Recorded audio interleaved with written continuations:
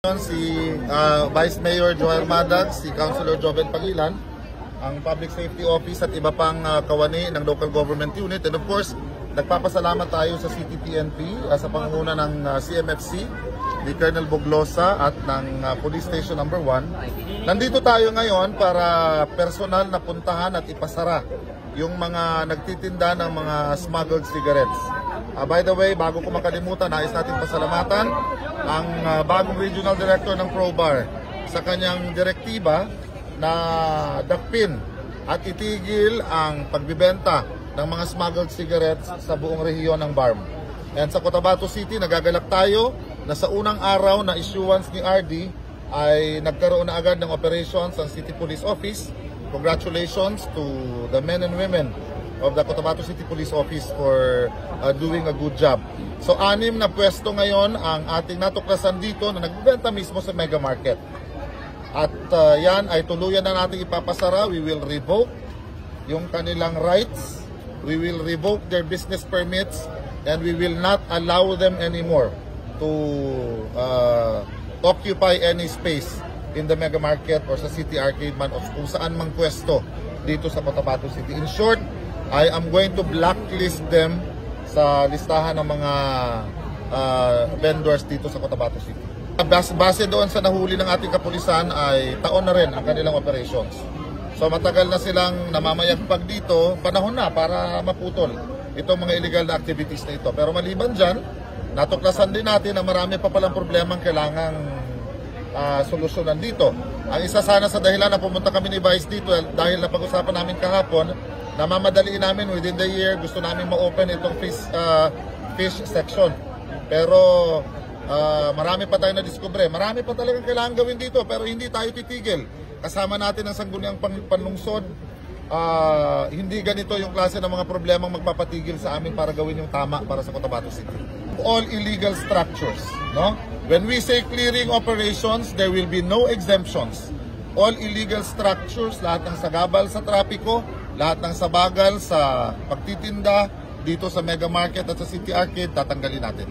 Dalawa, isang minor at isang adult, pinapunta natin yung may-ari ng pwesto pero mukhang tumakas, so lalong magpapalala yun ang kanilang problema. We are looking at the possibility also of filing smuggling cases against them pero inaaral pa ng ating City Legal Office. Ang halaga nun, Jasper, yung iba ay hindi ko alam o naipuslit pero siguradong hindi na nila mabubuksan yung kanilang mga pwesto. But I have given a tall order to our market administration na ayusin yung kanilang listahan dahil babalik ako dito. Now, if it will be very difficult for them to perform their task, willing ako na mag-opisina dito sa Mega Market kahit isang buwan lang para maayos na yung problema ng Mega Market. Muna natin for inventory, gagamitin natin para sa pagpa-file ng kaso against them. Tingin ko, ginagawa naman ng lahat ni Bapa Salabi makakuha ang kanyang nagagawa. Kailangan lang siguro talaga ng konting alalay pa. Because in fairness to the new market administration, mula nung maupo siya, naisaayos naman natin ang operasyon ng Mega Market. No? Tumaas yung koleksyon at yung sa ating clearing operations dito sa labas, maayos naman. Yun lang sa looban talagang may kailangan tayong gawin dahil according to Mr. Pilas, yung kanilang administrative officer, sadyang may mga matitigas ang ulo. So nandito tayo kasi kung hindi ko kayang palambutin sa magandang usapan, siguro kailangan na natin silang paalisin dito. Wala po tayong magagawa. We need to do what we need to do. Kasi kung hindi talaga sila susunod sa atin, ba tayo ang luluhod sa kanila? Mas marami pa tayong kababayan na mas may karapatang mag-occupy siguro ng mga space, magbabayad, tutulungan tayong ayusin ang Cotabato City. Inuulit ko, first class city na tayo. Malaki ang possibility na maging highly urbanized city pa tayo. Ngayon, kung ang mentality natin para tayong taga-baryo, anong mangyayari sa Cotabato City? We need to change. At yung pagbabagong yan, hindi kailangan sa city government lang. Hindi kailangan sa local government unit lang.